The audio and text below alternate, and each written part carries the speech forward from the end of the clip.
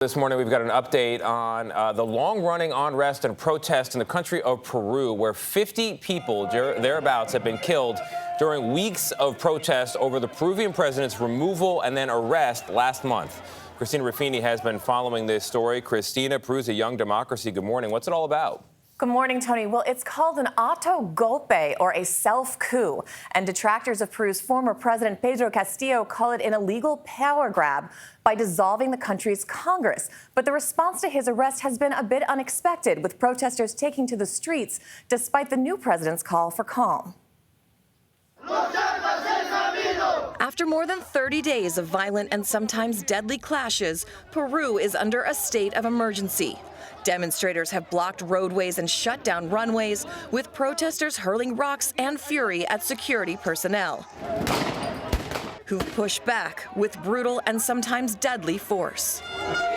The protests began after the impeachment of former President Pedro Castillo in December, after he tried to dissolve Congress by decree in a power grab and form an emergency government. His vice president and former political ally, Dina Boluarte, took over, but Castillo's supporters, who see him as a champion of poor and indigenous Peruvians, stuck with him.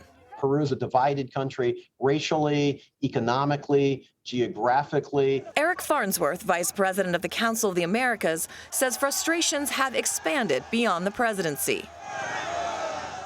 And the pandemic only exacerbated those divisions, especially in Peru, which had the highest per capita death rate from COVID in the world.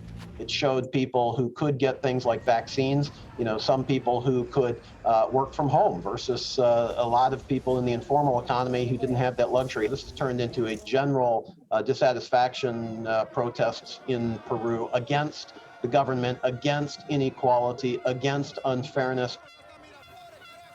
Now, this unrest in Peru comes after big protests in Brazil, Bolivia, and elsewhere in South America, as trust in institutions, not only in the region but around the world, struggles to recover following the pandemic and economic downturn. I mean, at least 50 killed. That's a big number. It's more than Serious. unrest. Could that kind of chaos, and local officials are saying possible anarchy, lead to migration out of Peru? I think you're unlikely to see the kind of migrants we're seeing from Honduras and those kinds of countries come our way.